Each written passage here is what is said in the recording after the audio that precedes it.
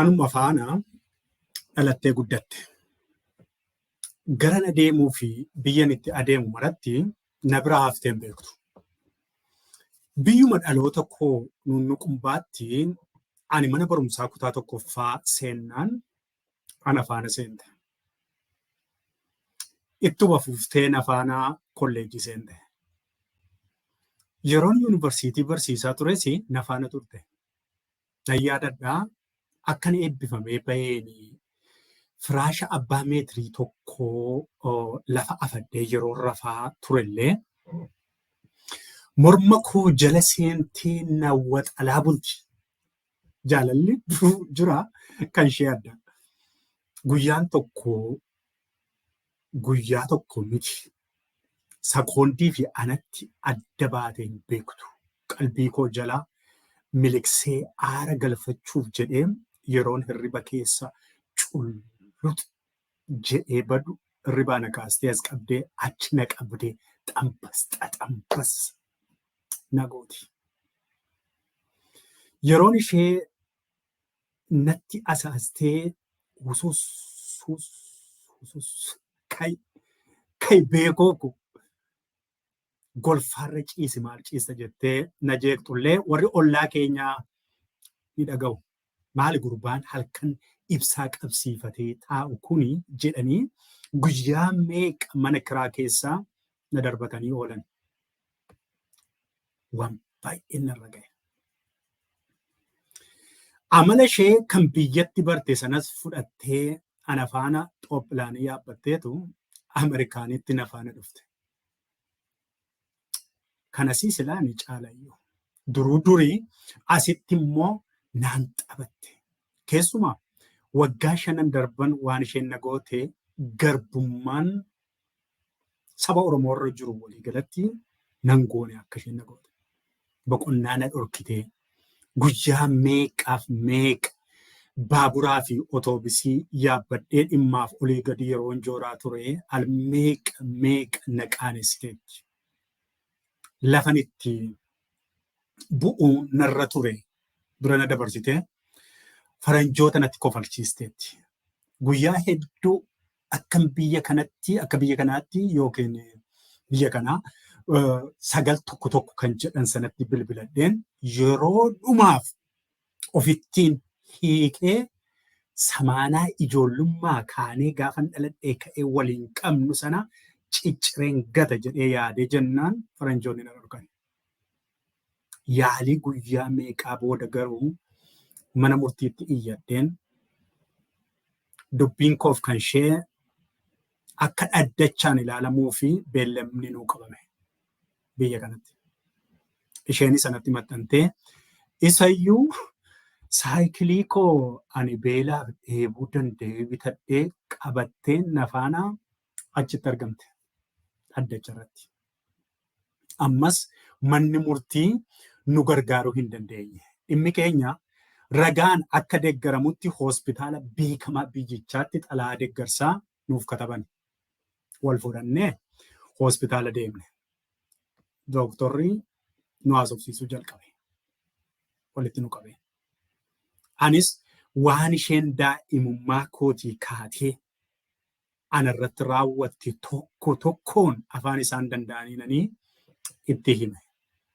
Dooktorichi seenaanan itti himee fi hariiroo jaalala keenyaa erga dhaggeeffatee booda hirqinfatee boo'e. Maaloo gargar hin bayinaa jedhee nu kadhate. Nan dide nan gubadhe. Dooktorri dandeenyaan waan kana yoo dhuguma dooktara taate waan kana baqaqsiitii addaan natti baase. Nan gubadhee umurii koo guutuun itti fixee dhiiga ijoollummaa koon itti fixee dafqa koo itti xuruurfadheen jedheen. Dooktorichi garaan itti jabaate na dide. Sagalee koo ol guddiseen you are stupid doctor jedheen. Awaan isaaniitiin. Nan dadhabe jedhiiti gara qaama ilaallatuutti naaf katabii jedheen ifadhe. Namoonni hospitaalaa keessa yaalarra jiranii hundi girr jedhanii nu ilaaluudhaaf gadi yaa'anii dooktorichis haa tokko gidduuttan katabee siif kennaati hagasitti gadi ba'aa buna dhugaa kottaa jedheetu nu lamaan geggeesse. Maal hojii walitti adda baanaa miti?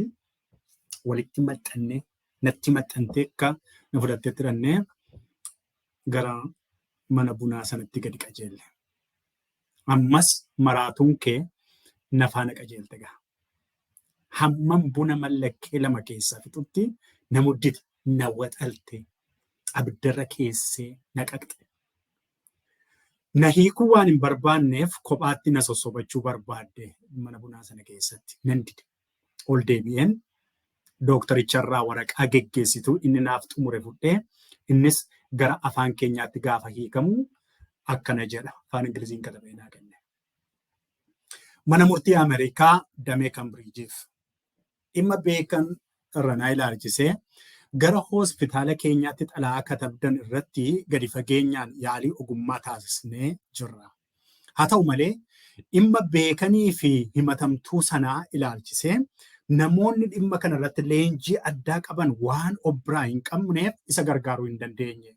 Haaluma kanaan dhimmi isaanii kun dhimma siyaasaan waan wal qabatuu maluu fi gara qaama olaanaatti akka darbuu qabu sagalee tokkoon akka dooktoroonni murteessineerra. Kanaafuu dhimmi isaa kun mootummaa Ameerikaa kan buufata isaa Waashingiteen DC godhate yookiin Waayit Haawusiitti akka ilaalamuuf kabajaan isin gaafanna nagaa wajjin Dooktar Roojar Jeems jedheetu xalaa barreessee naa kennee xalaa kana fudhadheen gara mana murtii dhaddachaa Keembiriij kan biyya keenya kana keessa jirutti geesse.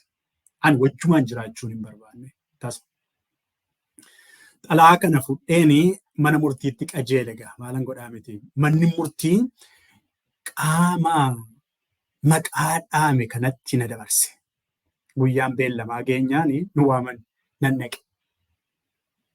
Ammas akkuma dooktorichi himetti seenaa koo fi kan ishee tokko lamaan qaama olaanaa kanaafanii ibseef. Ragaa dhimma keenya irratti kana dura katabame akkan dhiyeessuuf abbaan murtii tokko sagalee dheekkamsaanii do you have any evidence on your cases? Naan jedhe. Gara afaan keenyaatti gaafa hiikamu. Nan hiika nattiin ofittiin adda baasa kan jettu kanaaf sababiin tokko qabdaa'ee maayinii naan jedhee gara fuula 80 kan ta'u mudannoon isheen faana qabu boorsaa koo keessaa satata godheen gaditti baase here it is jedheen itti kenne. Here it is jechuun gara afaan keenyaatti kunooti akkuma jechuuti. Hamma isaan dubbisanitti poolisiin ajajamnee gadi baane. Nu waamnaan ol deebine.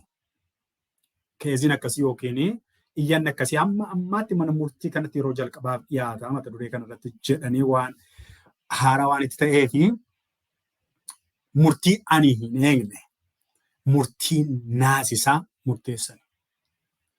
Nanne amma guyyaa har'aa kanaa kaasaatiin kan dur caalaa walitti maxxanaa nuti akka biyya kanaatti gargar ba'uu keessanirraa waan fayyadamnu hin qabnu. Yoo waliin jiraattan biyya kanaas ofis jiraachiftu. Kan durii caalaa walitti maxxanaatii wal suufaa, wal jaalladhaa, wal qoraasaa nuun jedhe.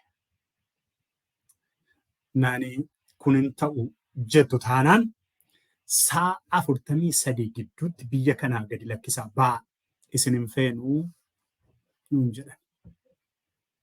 Mana murtii hamaa na quunname. Kun ogaa ammas guggubee koo faana guggubataan baabura Waashingiteen DCdhaa gara Booston yookiin Keembiriij iddoo amma jiraachaa jiru kana qabadheetan karaarran bu'ee ji'a darbe kana keessa bosona keessa na naannessaa turte ishumti. Takka takka immoo gaara dheeraa namni yaabbanne faa na yaabsisaa turte. Nama raajiteetti. Halkanii fi guyyaa boqonnaa na dhokkiteetti. Amma immoo bishaan daaknanaa jetti isayyuu. Isayyuu qullaa keenya lixnee walitti marminee daakna akkamittiin na dagatta yaadattuu guyyaa ati dhalattee kaa'een sitti maxxanee naan jette safuu. Mana kitaabaas waliin dhaqnaa naan jechuu jalqabde erga keessumaa mana murtiitii. Manni murtii erga isheedhaa loogee anatti murteessee akka isheen natti addan baane gaafa murteessu baddu baase kan dur caalaa atakaruu gurguddanatti baay'iste.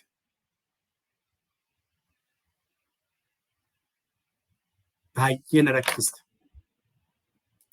Tarii namoonni baay'een dhibee koo akkasii kana qabu ta'a barii. Isheen akkasittiin natti adda ba'uu diddee na rakkiste kuni nama miti. Yaada.